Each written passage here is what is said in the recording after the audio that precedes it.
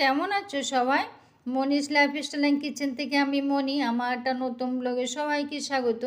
আমার বাবা বেঁচে নেই, বাবার একটা কথা খুব মনে পড়ছে। বাবা সবসময় বলতেন যে জীবনটা আমাদের মন খুলে বাঁচতে হলে আর জীবনের ইচ্ছাগুলো যদি দাম দিতে হয় না, তো নিজের সিদ্ধান্ত, নিজের বিশ্বাসটা অটল রাখতে হয়। ব্যর্থ তো আসবেই, ব্যর্থ হলে লোকে বলবে, লোকে সমালোচনা করবে, তুলনা টানবে, আর আমাদের যে বিশ্বাস ভরসাটা আছে সেটা ভেঙে চুরমাচুর করে দেবে। আমাদের মাথায় ঢোকাবে যে আমাদের দ্বারা কিছুই হবে না। বাবা আবার এটাও বলতো, যেটা ভাববে না যে সফল হলে শান্তি, না সফল হলেও কিন্তু বলতে সমালোচনা করতে কিন্তু তাদের দ্বিধা আসে না। তখন হয়তো বলবে ভুলভাল করে সফল হয়েছে, না হলে হয়তো বলবে কাউকে ঠকিয়ে সফল হয়েছে। আবার এটাও বলবে এই জায়গায় যাওয়ার তো তার যোগ্যতাই নেই, সে গেল কি করে। সব কথার এক কথা হলো তাদের কিছুতেই সুস্থির নেই, তাদের সমালোচনা তারা করবেই। তো নিজের ওপর নিজের বিশ্বাস, ভরসা, নিজের মন যা চায়, অন্যায় পথে না গিয়ে সৎ পথে থেকে নির্ভয়ে তুমি এগিয়ে যাও। লোকজন তো আছেই, আগুন লাগিয়ে ফু দেওয়া, সমালোচনা করা। নিজের নিজের উপর নিজের বিশ্বাস রাখতে হবে। জীবনে চলার পথে তো মসৃণ না, সবার কিছু না কিছু তো আছেই, প্রত্যেকের মধ্যে কিছু না কিছু ব্যর্থ তো আছেই। সবাইকে আর সবাই জীবনটা কি আর মসৃণ? কারো জীবনেই মসৃণ না। জীবনের চলার পথে তো সফল হতে হলে নিয়ম মেনে ব্যর্থ তো আসেই, প্রত্যেকের জীবনে ব্যর্থ আসে। ব্যর্থ না আসলে বলে না, অন্ধকার না আসলে আলো কী করে আসবে। আগের ভিডিওতে আমি বলেছিলাম যে আমি রান্নাঘরে রান্না করি না, এই রুমটায় রান্না করি। যদিও এটা অনেক আগে কিন্তু এটা কারখানা ছিল, তারপর এটা রুম করা হয়েছে। যদিও এই রুমটা আমাদের দরকার পড়ে না, তো যেহেতু আমাদের আমরা তো লোকজন কম, এখানে 3 জন মানুষ, তো আমাদের তো রুম আছে, আর কেউ আসলে উপরে ঘর আছে, অসুবিধা হয় না। ওই জন্য এই রুমটাতে এখন রান্না করি। কিন্তু অ্যাডজাস্ট ফ্যান তো নেই, লাগানো হয়নি আর কি অ্যাডজাস্ট ফ্যানটা। তো তেল গাছটা তো হয়, তো এটা ফ্লোরে তো তেল পড়েই, ওই জন্য আমি পুরোনো চাদরটা নষ্ট হয়ে গেছে, তো ওই জন্য চাদর দুটো পেতে রাখি। তাহলে তেল চাদরটার উপরে তেলটা হয়, তারপর এটা কেচে নিলে পরিষ্কার হয়ে যায়। কিন্তু ফ্লোরটা তেল তেল হলে না বাজে লাগে না, আমার নিজেরই সিদ্ধান্ত আর কি, নিজে এটা বুদ্ধি করেছি। চাদরটার মধ্যে তেলটা হবে, চাদরটা কেচে দিলে তো পরিষ্কার হয়ে যাবে, তাহলে আর ফ্লোরটা ভালো থাকবে আর কি। যদিও হয়, সকালে রুটি করেছি, রুটি তো ওরা কী সুন্দর খায় দেখেছে। ওরা কিন্তু যদি শুকনো রুটি দাও তাহলে কিন্তু খাবে না। রুটি যদি দেওয়া হয় তাহলে তেলে ভেজে দিতে হবে।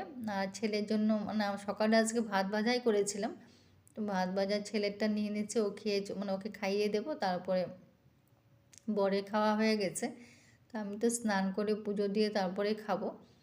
যদিও সকালবেলা আমি ভাত খাই না, অন্য কিছু খাই আর কি। আর বিড়ালগুলোকে যদি দুধ দিয়ে সকালে রুটি দাও তাহলে কিন্তু ওরা খাবে না, শুধু দুধটা দিলে খাবে। আর রুটি দিলে কিন্তু ওরা ভেজে দিতে হবে। আর ছেলের খাওয়া হয়ে গেছে, ওর অফিস চলেও যাচ্ছে।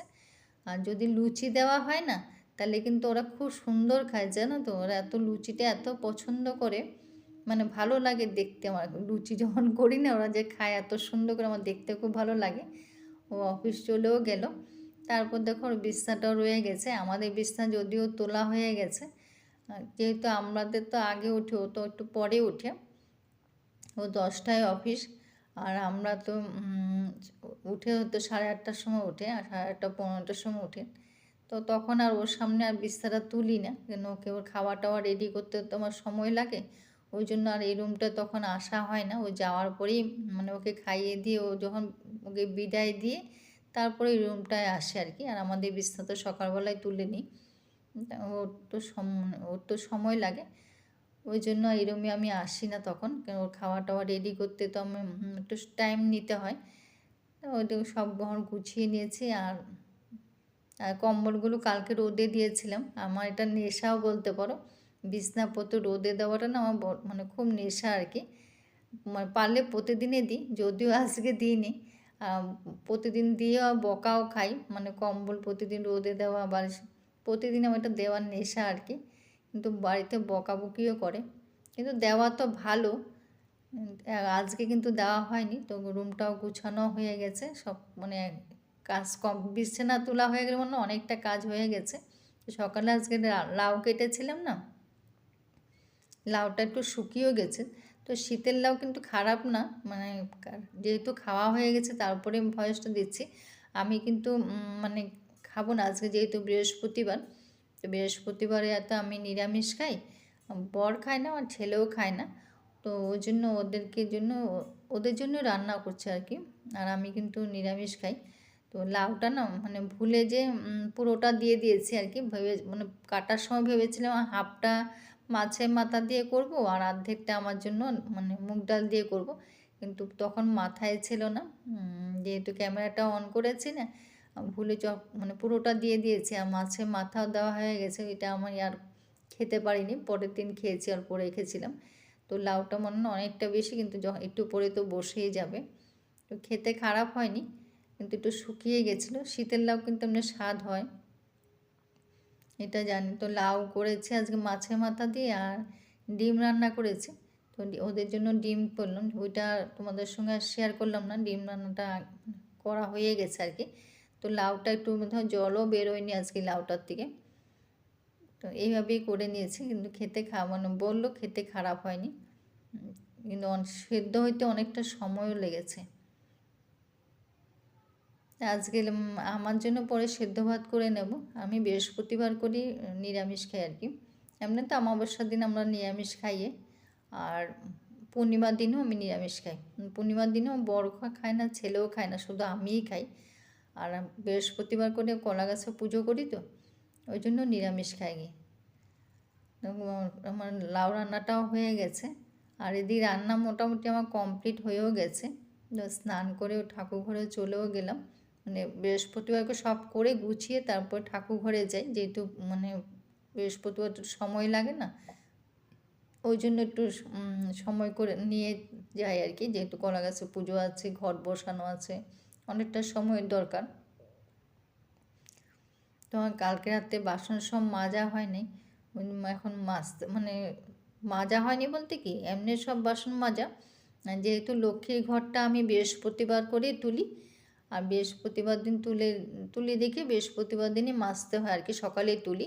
আমি বুধবার দিন তুলি না, অনেকে হয়তো বুধবার দিন তুলে আমি শুনেছি, কিন্তু আমি বুধবার দিন তুলি না, আমি বৃহস্পতিবার দিন সকালেই তুলি। তো সকালে তুলি মাঝে, তো সেটাই বাবার কথাটা সেটাই বললাম আর কি। আজকে বাবার এই কথাটা খুব মনে পড়ছে আর কি, যবের থেকে ইউটিউবে এসেছে না তবে থেকে বাবার এই কথাটা খুব মনে পড়ছে। কেননা সবাই ভিডিও দেখে সবাই বলে না যে স্কিপ করে দেখো না, টেনে দেখো না। তা আমি মাঝে মাঝে ভাবি যে স্কিপ করে মানে দেখবো বা দেখার কি আছে, মানে দেখার তো যদি আমরা টেনে টেনে দেখি, না আমি এটা আমার নিজে ব্যক্তিগত কথা আর কি, যদি টেনে টেনে দেখতে তাহলে তো মোবাইলটা হাতে নিয়ে বসতে হবে, তারপরে টেনে টেনে দেখতে হবে, দেখে তারপর বলতে, ততক্ষণে বাবা আমার ঘরে একটা কাজ হয়ে যাবে, মোবাইলটা চালিয়ে রেখে দিই। আমি তো এটাই করি, চালিয়ে রেখে দিই, শুনতে থাকি, আর এদিকে আমি আমার কাজ করতে থাকি। সকালবেলা ভোরবেলা উঠে যে আমি যখন আনাজ কাটি না, তখন কিন্তু ভোরবেলা আমার ভিডিও চলতে থাকে। যারা যারা ভোরবেলা ভিডিও দেয় তারা হয়তো মানে বলতে পারবে। তারপর দেখো পুজো দিয়ে বাড়ি পুজো শেষ করে কলা গাছে পুজোটা করতে চলে এলাম। তো যেটা বলছিলাম আর কি, আমি কিন্তু এভাবেই করি, চালিয়ে রেখে দিই। ওই টানাটানি করতে গিয়ে আমি এটা ভাবি আর কি, যে যতক্ষণ মানুষ টানাটানি মানে যেই দেখে যেই করে টানাটানি করবে, ততক্ষণে কিন্তু একটা কাজও হয়ে যায় বাড়ির, তাই না বলো? মানে আমার এটা ব্যক্তিগত কথা। তো যার জন্য করব, যেটাই করব থাকতে করব, সে মানে যে বেঁচে আছে তার জন্যই, মানে সে বেঁচে থাকতেই করব, সে চলে যাওয়ার পর করে কি হবে, তাই না বলো? চলে যাওয়ার পর তাকে ধূপকাঠি দেখিয়ে স্ট্যাচু বানিয়ে মানে সেটা কোনো লাভ নেই। আমি আমার ব্যক্তিগত কথা দিয়ে বলছি, যার জন্য করবো, যেটুকুনি পারি যেটুকুনি করব, মানে থাকতেই করব, মানে সেটা মানে ভালো মনেই করব। সে বেঁচে না থাকলে তার জন্য স্ট্যাচু বানিয়ে তার মানে লাভ নেই, সেটা আমার নিজের কথা আর কি। তো আমার পুজো হয়ে গেছে। আমার তুলসী মঞ্চটা দেখেছো কত বড়? সেটা কিন্তু প্রতিনিয়ত পরিষ্কার, যদিও আমি প্রতিদিন জল দিয়ে পরিষ্কার করি না। আর আমার বাড়িতে দেখেছো পুরো বৃন্দাবন না, দেখতে মানে দেখেও শান্তি, মানে পুরো বৃন্দাবন, মানে পুরো বাগানটা কিন্তু শুধু তুলসী গাছ, জানো তা কোনো গাছ নেই। আর কোনো গাছ মানে বসানো যায় না, ছেড়ে মানে বিড়ালগুলোর জন্য। আর পুরো বাগানটার মধ্যে কিন্তু শুধু তুলসী গাছ, জানো তো। আর এই জায়গাটাতেও দেখতে বেশ ভালোই লাগে। এখন তো একটু শীতের জন্য একটু হয়ে গেছে। আর মানে বাগানের চারদিকে যত মানে বলে না শাক শাক হয়েছে, যেমন পালং শাক, লাল শাক যেমন হয় না, দেখো এরকম সারা বাগানে কিন্তু পুরো তুলসী গাছে তুলসী গাছ। তো দেখলেও কিন্তু ভালো লাগে। বাগানটা ঝাড় দেওয়াও যায় না, আর মানে কিছু লাগানোও যায় না, শুধু তুলসী গাছ, চারদিকে শুধু তুলসী গাছ। যেদিকে পা দেবে সেদিকেই তুলসী গাছ, পা দেওয়া যায় না। দূর্ব তুলতে যে বাগানের ভিতর ঢুকবো, মানে পা দেওয়ার জায়গা নেই, শুধু তুলসী গাছ। জানি না, চারিদিকে শুধু মানে দ্বিতীয় বৃন্দাবন বলা যায় আর কি। দেখেও শান্তি, সত্যি না। তো দেখলে ভালো লাগে, কিন্তু এত তুলসী গাছ পাটা লাগে না, বাগানে ঢোকা যায় না, ওইটি আর কি সমস্যা আর কি, আর কিছুই না। বিড়ালগুলো তো এই তুলসী গাছগুলোকেও তুলে ফেলে। তো এখন পুজো দিতে চলে এলাম। যে আমি পুজো দেওয়ার সময় কিন্তু শাড়ি পরি, বৃহস্পতিবার দিন মানে হলুদ বস্ত্র পরতে হয় তো কলা গাছ পুজো করতে। তো যারা পুজো করে তারা হয়তো জানো যে কলা গাছ পুজো করতে গেলে তো হলুদ বস্ত্র পরতে হয়। তো সেই দিনই বৃহস্পতিবার করি শাড়িটা পরা, আমার অনেকটা সময়ও লাগে। তো এখন ঠাকুরের কিছু কাপড় ছিল, সেগুলোও ধুয়ে নিয়েছি। পুজো দেওয়া হয়ে গেছে, মানে ঠাকুর ঘরে ঘট বসানোগুলো সব কমপ্লিট করে কলা গাছে পুজোটা দিলাম, দিয়ে তারপরে পুজো দিয়ে ঠাকুরের কাপড় কয়েকটা ছিল এগুলো ধুয়ে নিয়েছি।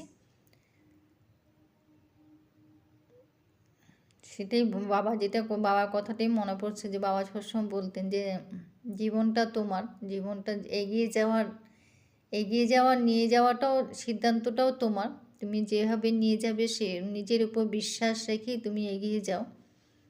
বাধা বিঘ্ন তো আসবেই, সে আবার আলোও আসবে, অন্ধকারও আসবে। আর অন্ধকার যদি নাই আসে, তো তুমি তোমার জীবনে ঘাত প্রতিঘাত তো আসবে, না আসলে তুমি মানুষ চিনবে কি করে? যদি আমাদের সফলতা না আসে তাহলে আমরা সমালোচনা করব, কিন্তু